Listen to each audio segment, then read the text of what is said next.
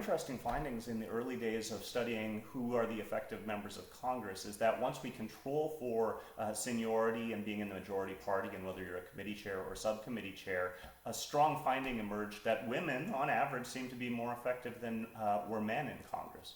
We were able, because of the way our metric was set up, to isolate that set of factors. And what we found was that women in the minority party tended to be much more effective than men in the minority party. It turned out this broad pattern was emerging that men in the minority party, well, certainly not all of them, but many men, and on average more than women, tended to move into something of an obstructionist position, introducing fewer pieces of legislation, not working across the aisle as much.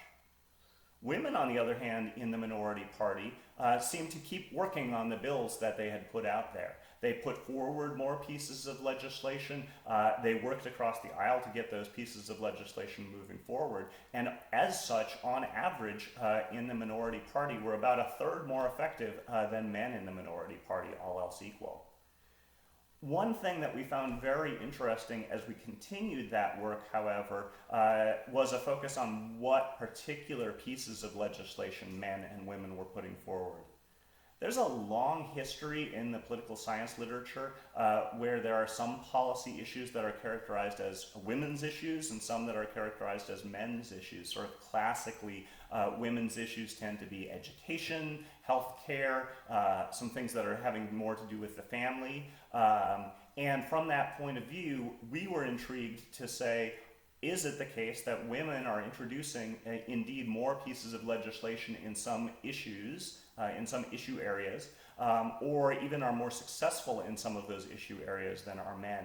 And we have all of the data that look at stages of the lawmaking process and what issue areas people are putting pieces of legislation forward.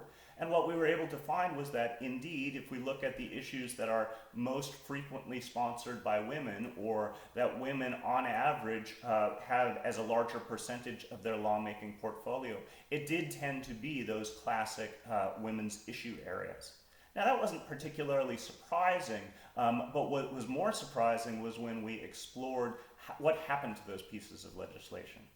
In particular, we were able to capture what is the passage rate through the lawmaking process, from a bill introduction through committee, from a bill introduction to becoming law, and so on.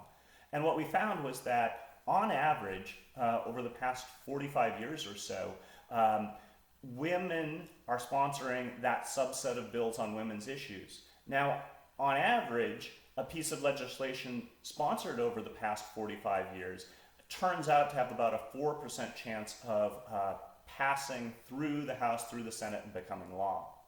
In contrast, women's issues have only about a 2% chance of becoming law. And our most surprising finding was that women's issues sponsored by women had only a 1% chance of becoming law. The key part of where in the legislative process women's issues fall by the wayside was in committees, where almost all, through the early days of our study in the 1970s and 1980s, and recently still a disproportionate number of committee chairs and subcommittee chairs are men. The issues that they've been caring about aren't the same as the issues that women are caring about, and a lot of those women's issues fall by the wayside in committee as a result.